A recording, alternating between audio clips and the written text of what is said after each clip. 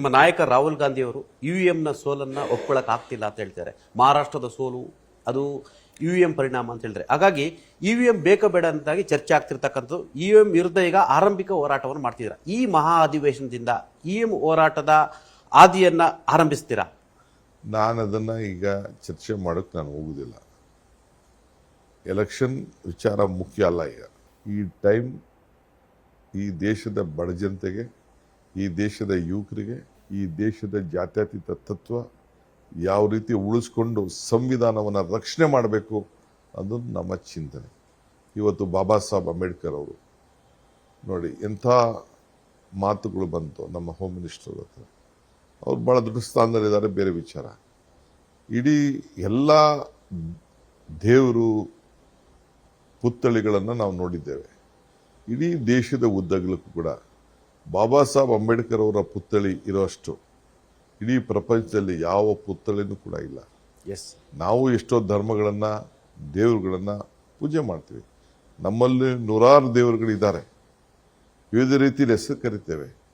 ಆದರೆ ಬಾಬಾ ಸಾಹೇಬ್ ಅಂಬೇಡ್ಕರ್ ಅವ್ರನ್ನ ಯಾವ ರೀತಿ ಪೂಜೆ ಮಾಡ್ತಾರೆ, ಯಾವ ರೀತಿ ಗೌರವ ಸಲ್ಲಿಸ್ತಾರೆ, ಅವರಿಂದ ನಮಗೆ ನಮ್ಮ ಸಂವಿಧಾನದ ರಕ್ಷಣೆ, ಅವರ ಮಾರ್ಗದರ್ಶನ. ಕಾಂಗ್ರೆಸ್ ಪಕ್ಷ ಅವರಿಗೆ ಆ ನಾಯಕತ್ವವನ್ನು ಕೊಟ್ಟಿತ್ತು. ಅದನ್ನು ಟೀಕೆ ಮಾಡೋಂಥ ಸಂದರ್ಭ ಇವತ್ತು ನಿರ್ಮಾಣ ಆಗಿದೆಯಲ್ಲ, ಇದನ್ನು ಸಂವಿಧಾನವನ್ನು ರಕ್ಷಣೆ ಮಾಡಬೇಕು, ಅವ್ರಿಗೆ ಗೌರವನೂ ಕೊಡಬೇಕು. ಅದು ನಾ ಕೆಲಸ. ನೀವು ಸಂವಿಧಾನ ರಕ್ಷಣೆ ಅಂತ ಹೇಳ್ತೀರಾ. ಸಂವಿಧಾನವನ್ನು ಹಲವಾರು ಬಾರಿ ನೀವು ತಿದ್ದುಪಡಿ ಮಾಡಿರುವಂಥದ್ದು. ಅಂಬೇಡ್ಕರ್ ಅವ್ರಿಗೆ ಅವ್ರು ಸತ್ತನ ಸಂದರ್ಭದಲ್ಲಿ ನೀವು ಯಾವ ರೀತಿ ನಡ್ಕೊಂಡ್ರು ಅಂದರೆ BJP ಟೀಕೆಯನ್ನು ಮಾಡ್ತಿರ್ತಕ್ಕಂಥದ್ದು. ಟೀಕೆ ಎಲ್ಲ ಟೀಕೆಗಳು ಕೂಡ BJPಗೆ ಏನ್ರಿ ಸ್ವಾತಂತ್ರ್ಯ ಗೊತ್ತು? BJPಗೂ ಅಂಬೇಡ್ಕರ್ಗೂ ಏನು ಸಂಬಂಧ ಇದೆ? ಅವ್ರ ಸಂಬಂಧನ ಹೇಳಿದ್ರಲ್ಲ.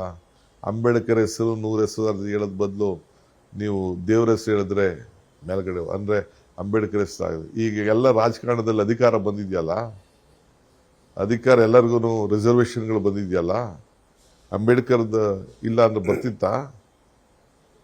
ಅವರ ಪಾರ್ಟಿ MP ಗಳು MLAಗಳನ್ನೇ ನಾವು ಈ ಪಾರ್ಟಿಲಿ ಇರ್ಬೋದ ಬೇಡವಾ ಅನ್ನೋದು ಯೋಚನೆ ಮಾಡ್ತಾ ಇದ್ದಾರೆ.